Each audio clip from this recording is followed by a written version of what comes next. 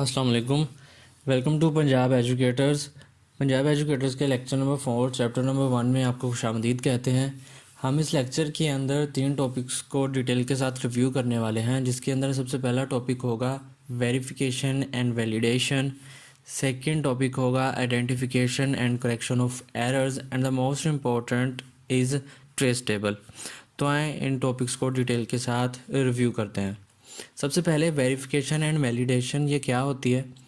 Verification जो है वो बेसिकली किसी भी चीज़ के बारे में टेस्ट आउट करना होता है कि वो आपको एक्यूरेट आपकी प्रॉब्लम को सॉल्व कर रही है या नहीं। For example, verification means to solve if the solution is actually solving the same problem for which it is design for example, अगर आपने किसी चीज़ को डिज़ाइन किया है और उसको जिस काम के लिए आपने डिज़ाइन किया है वो चीज़ आपका वही काम करके दे रही है, तो वो आपकी वेरिफिकेशन है।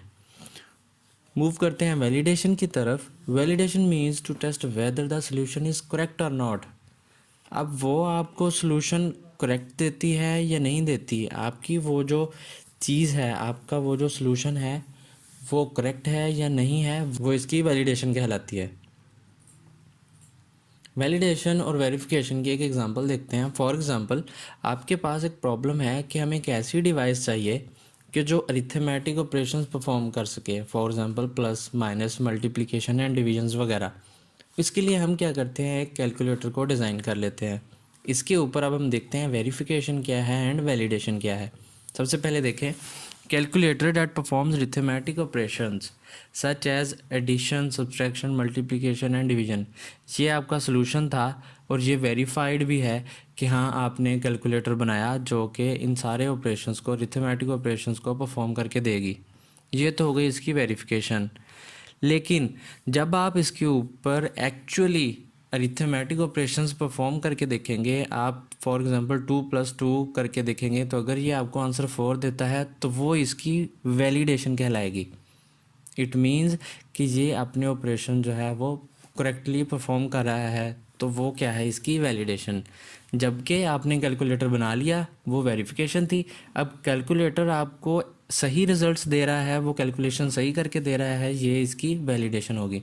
यहाँ पे एक और एग्जांपल कोट करना चाहूँगा। फॉर एग्जांपल, आप पिज़्ज़ा शॉप पे जाते हैं, वहाँ जाके आप पिज़्ज़ा का ऑर्डर देते हैं। पिज़्ज़ा का ऑर्डर देने के बाद आप उनको कहते हैं कि इसके अंदर जो है वो आपने ये वाला फ्लेवर देना है मुझे, फॉर एग्जांपल फिजिता और समथिंग, जो भी आप फ्लेवर उसको ऑर्डर करते हैं।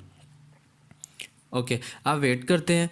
वेट करने के बाद जब आपके पास वो ऑर्डर आ जाता है तो आप देखते हैं कि हाँ ये पिज़्ज़ा ही है, तो इट मीन्स वेरिफिकेशन हो गई कि हाँ वो पिज़्ज़ा ही है। देन जब आप उसको खाते हैं, जब आप उसको खा के चेक करेंगे कि ये वही फ्लेवर है जो आपने ऑर्डर किया है, तो वो क्या होगी, इसकी वैलिडेशन। आए अब नेक्स्ट टॉपिक की तरफ चलते हैं। नेक्स्ट टॉपिक है identification and correction of errors. सबसे पहले आइडेंटिफिकेशन। आइडेंटिफिकेशन क्या होती है? आइडेंटिफिकेशन मीन्स शनाख्त, किसी चीज़ को ढूंढना, फाइंड आउट करना। लोकेटिंग और finding out the errors is called identification. किसी भी मसले में से आपने, किसी भी प्रॉब्लम के अंदर से आपने लोकेट करना है, ढूंढना है, फाइंड करने हैं एरर्स, तो ये कहलाएगी उसकी identification. For example, my country is Pakistan. इसके अंदर आपने आइडेंटिफाई क्या करना है, एरर को। आपने एरर को फाइंड कर लिया, ये होगी आइडेंटिफिकेशन। आई थिंक आप लोगों ने कर लिया होगा, एरर को फाइंड आउट कर लिया होगा, आइडेंटिफाई कर लिया होगा। अब चलते हैं उसकी करेक्शन की तरफ। अब इसमें करेक्शन क्या होती है कि जो आपने एरर आइडेंटिफाई कर लिया उसको करना है correct. Removing the identified errors is called correction. अब आपको यहाँ पे भी समझ आ गई होगी कि आपने करेक्ट क्या किया है। एग्जाम्पल में हमने कोट किया था पाकिस्तान, जिसके हमने स्पेलिंग्स जो हैं वो रॉन्ग लिखे थे। इसमें से आपने आइडेंटिफाई क्या करना था, एरर्स को, और करेक्शन के अंदर आपने उन एरर्स को क्या कर दिया, करेक्ट कर दिया। So this is called the identification and correction of the errors. Next तरफ चलते हैं identification and correction of errors की तरफ। फॉर एग्जांपल, एक एल्गोरिदम को देखते हैं। एल्गोरिदम ये है कि हमारे स्कूल के अंदर हमने वॉलीबॉल की एक टीम बनानी है। अब उस वॉलीबॉल की टीम के लिए हमें वो बॉयज़ चाहिए जिनकी हाइट 144 सेंटीमीटर से लेके 164 सेंटीमीटर के बिटवीन हो। अब इसके अंदर हमने वो स्टूडेंट्स भी लेने हैं जो 144 सेंटीमीटर के हैं और 164 सेंटीमीटर के हैं, और इन सारी रेंज के अंदर वाले सारे बॉयज़ जो है वो हमने कलेक्ट करने हैं। अब इसके लिए हम एक एल्गोरिदम लिखते हैं, जैसे कि स्टेप 1 पे है, हम क्या करेंगे, स्टार्ट करेंगे, फिर हम काउंट डाउन लगाएंगे वहाँ पे। जैसे जैसे बॉयज़ आते जाएंगे हम उनको काउंट करते जाएंगे कि हमारे पास इतने बॉयज़ कलेक्ट हो चुके हैं।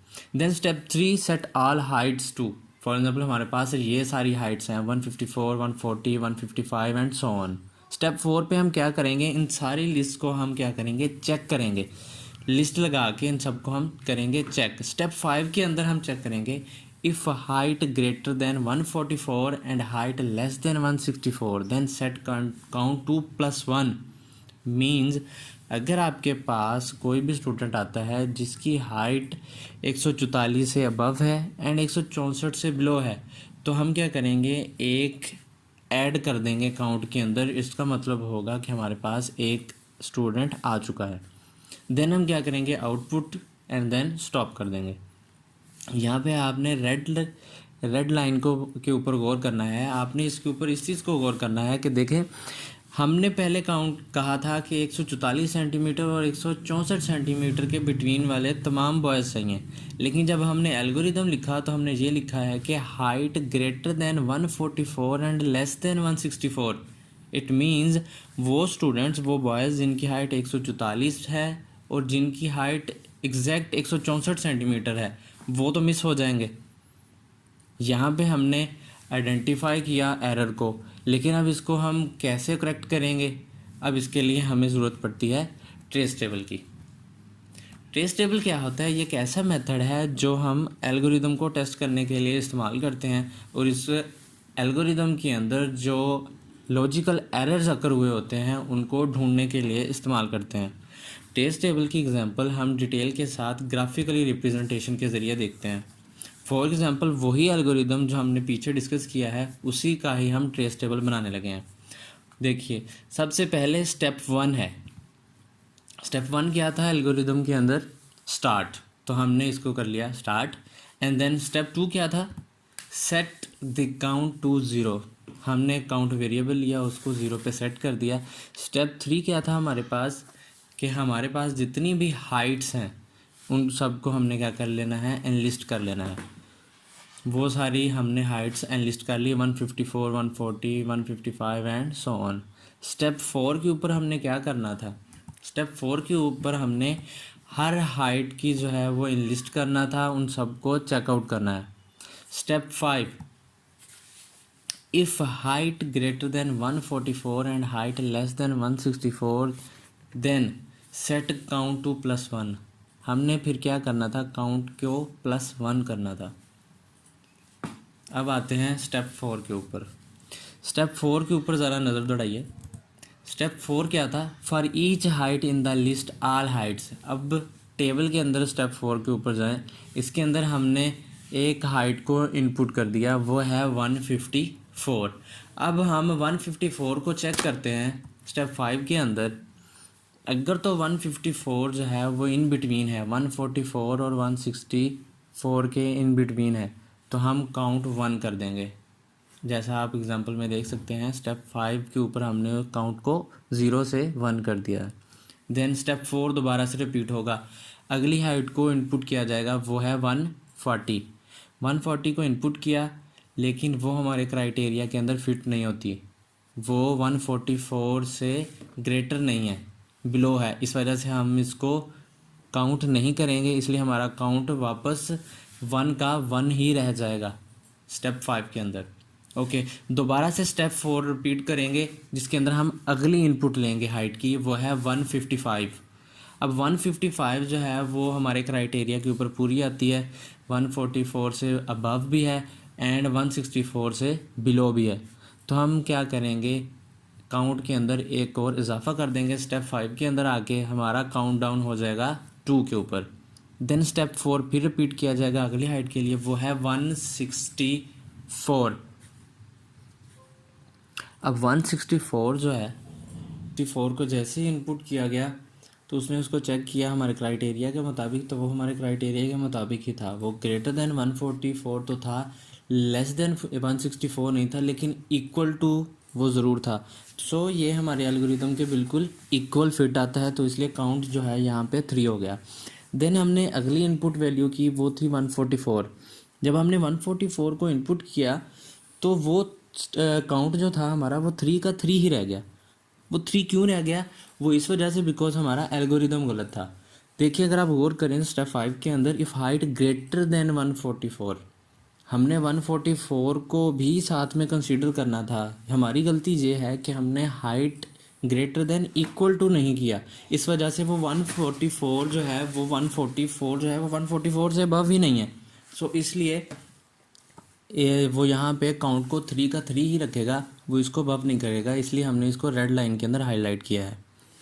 ओके, नेक्स्ट चलते हैं 166। वो हमारे क्राइटेरिया के ऊपर पूरा आता है, हमारा काउंट में एक इजाफा हो गया। इसी तरह 160 वो हमारे काउंट के अंदर फिट आता है, तो हमने काउंट को 5 कर दिया। इसी तरह 143, जब हमने 143 को इनपुट किया तो वो हमारे क्राइटेरिया के ऊपर पूरा नहीं उतरता था, इसलिए हमारा काउंट 5 का 5 ही रह गया। इस तरह से आपको पता चल गया होगा कि हमने किस तरह से ट्रेस टेबल के थ्रू हमने लॉजिकल एरर को फाइंड आउट किया। देन हम स्टेप नंबर 6 की तरफ चले जाएंगे। स्टेप नंबर 6 ये था कि हमने इस काउंट को आउटपुट कर देना कि हमारे पास टोटल 5 जो हैं वो इनपुट वैल्यूज़ आ चुकी हैं। 5 स्टूडेंट्स ऐसे हैं जिनकी हाइट जो है वो हमारे क्राइटेरिया के ऊपर पूरा उतरती है। देन हमने इसको एंड कर देना है, स्टॉप कर देना है। Using invalid data for testing, testing के लिए हम इनवैलिड डाटा का भी इस्तेमाल करते हैं। इनवैलिड डाटा हम इसलिए इस्तेमाल करते हैं ताकि हम अनएक्सपेक्टेड इनपुट के ऊपर चेक कर सकें कि हमारा एल्गोरिदम या हमारा सॉल्यूशन जो है वो कैसे बिहेव करेगा। If an algorithm requires your age in number of days, for example आपने एक ऐसा एल्गोरिदम बनाया था जिसको आपकी एज जो है नंबर ऑफ डेज़ की शक्ल में चाहिए थी, टोटल नंबर ऑफ डेज़ आपने जिसके अंदर लिखने थे, लेकिन आप इसको इनपुट क्या देते हो, आप उसको अपनी डेट ऑफ बर्थ इनपुट दे देते हो, तब आपका एल्गोरिदम क्या करेगा? This is called testing using invalid data. इसका सबसे बेनिफिट आपको ये मिलता है कि आप अपने सॉल्यूशन की क्वालिटी को बेहतर बना सकते हैं, और उसको प्रॉपरली वर्किंग कंडीशन में रखने के लिए हम उसको इनवैलिड डाटा दे के टेस्ट करते हैं कि अगर कोई बंदा इनवैलिड डाटा एंटर कर देता है, इनपुट कर देता है, तब हमारा एल्गोरिदम जो है वो कैसे बिहेव करेगा। उम्मीद करता हूँ आपको वीडियो पसंद आई होगी। Stay tuned for the next amazing lectures. Keep on supporting us, keep on subscribing.